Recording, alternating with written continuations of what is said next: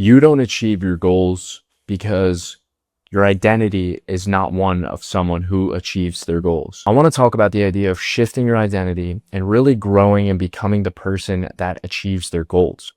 I thought of this concept when watching a video from Dan Coe. If I remember which one, I'll link it. But basically, he talks about the fact that people don't commit to their habits and don't commit to their goals because their identity is literally not aligned with someone who achieves those goals. And I'll explain more what that means. Basically, I'll give an example. If you're somebody who wants to commit to being clean from alcohol for 3 months, and then after those 3 months, you do it, you're off the alcohol for 3 months, and then you go back to it after those 3 months are up, you're not changing your identity. You just were off alcohol for 3 months. The idea behind the identity shift is being that person, no matter what time range or limit you might set for yourself, being the person who doesn't drink alcohol, period. That's it. And when I say being that person, I literally mean programming your mind so that you don't like alcohol. You're just a person that doesn't like alcohol. It's not about a challenge for 3 months or this and that. You are just somebody that does not enjoy drinking alcohol. For me, if I want to be somebody that posts on YouTube consistently, I'm just someone that posts on YouTube. It's not like I'm challenging myself. At least I was for the first 30 days. But at this point, it's just kind of a part of my identity at this point. I just post on YouTube. It's just like that for me. I see all these 75 hard challenges and people quit all this sugar and alcohol for 75 days and then go right back to it at the end of it. It's like the congratulations for doing it. But it's like, what do you achieve from that? I get 75 hard is super challenging and it's super rewarding, and I understand that. But if you really want to identify as somebody who eats healthy all the time, program yourself to be someone that doesn't even enjoy junk food to begin with, doesn't enjoy sugar, doesn't enjoy alcohol. And I get that this sounds boring, and don't get me wrong, I am somebody who indulges in the previously mentioned items occasionally, but I don't have like an issue with those things. I have them in moderation or whatever, but I view them as things that if I had in excess amounts, I would hate those things because I understand how unhealthy they are, one, but also they just don't align with who I am. I'm not somebody that enjoys those things in excess. So how do you shift your identity in terms of your brain? So I did a little bit of research, and a couple of things are building new environments, building new associations, and creating an environment of people and places that align with what you're looking for. So obviously, if you have a group of friends that goes out drinking every weekend, but you're trying to quit alcohol, then that's something you should look into changing or hanging out with those people less.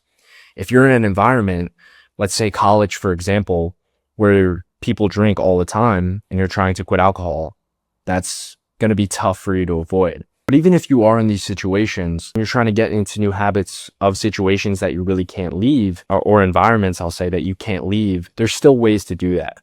And it all comes down to the reticular activating system. And basically, this is the system that shifts your identity and filters your beliefs about who you are and you know what's true in your world. So how do you retrain this system in your mind to align with your new goals? A couple of things that I saw are to train your mind like a dog.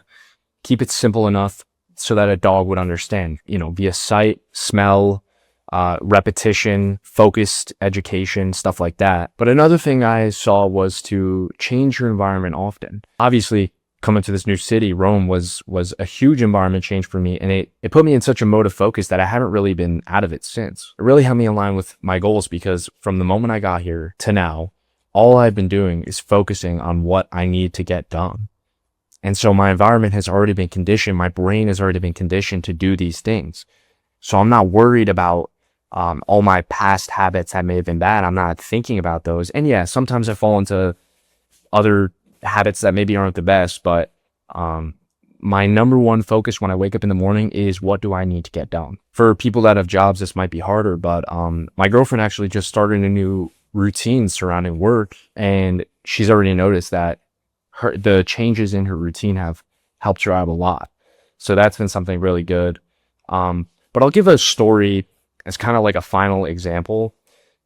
basically in college, I went to a college that was kind of known for being more on the party end of things.